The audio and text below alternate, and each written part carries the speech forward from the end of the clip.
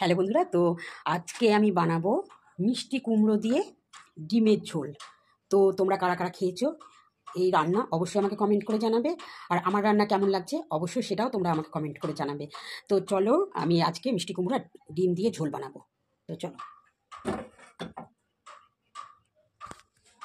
তো চলো রান্নাটা শুরু করি। কড়াই বসিয়ে দিয়েছি, কড়াই গরম হয়ে গেছে, কড়াইয়ে সর্ষের তেল দিয়ে দিলাম একটুখানি হলুদ, আর এদিকে ডিমগুলো সেদ্ধ করে আমি খোসা ছাড়িয়ে রেখেছিলাম তেলের মধ্যে ছেড়ে দিলাম। আর এদিকে আমি মিষ্টি কুমড়ো কেটে রেখেছি, সেটাকে লবণ হলুদ একটু মাখিয়ে নিলাম। তো দেখো, কথা বলতে বলতে ডিমগুলো আমার ভাজা হয়ে গেছে, তুলে নিলাম। তারপর আমি মিষ্টি কুমড়োগুলো ওই ডিম ভাজা তেলের মধ্যে ছেড়ে দিলাম।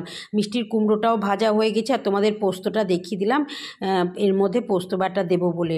আর এদিকে কড়াইয়ে তেল রয়ে গেছে, কুমড়ো ভাজা, তার মধ্যে কালো জিরে, শুকনো লঙ্কা, তেজপাতা দিয়ে দিলাম কোচানো পেঁয়াজ, সেটাকে একটু নেড়ে চেড়ে দিলাম। রসুন থেতো করে রেখেছিলাম সেটা, আর দিলাম আরও একটু সর্ষের তেল দিয়ে, তারপর এটাকে লাল করে ভেজে নিলাম। তারপর আমি দিয়ে দিলাম আদা বাটা আর লাল কাঁচা লঙ্কা বাটা, দিলাম হলুদ, লবণ, আর দিলাম স্বাদের জন্য একটুখানি চিনি। এটাকে কষে নেওয়ার পর টমেটো দিয়ে দিলাম, টমেটোটাকে নেড়ে চেড়ে তারপরে মিষ্টি কুমড়ো আর ডিমটা ঢেলে একটু নেড়ে চেড়ে জল দিয়ে ঢাকা দিয়ে দিলাম। আর এদিকে দেখো, টক দই আমি ফেটিয়ে রেখেছি, সেটা তোমাদের দেখিয়ে দিলাম।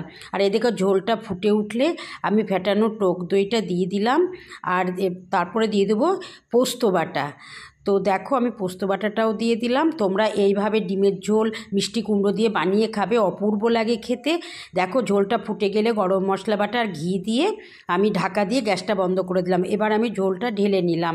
তো তোমরা এইভাবে বানিয়ে খাবে, অপূর্ব লাগে খেতে। আর কারা কারা এইভাবে ডিমের ঝোল খেয়েছো অবশ্যই আমাকে কমেন্ট করে জানাবে। কালারটা দুর্দান্ত হয়েছে।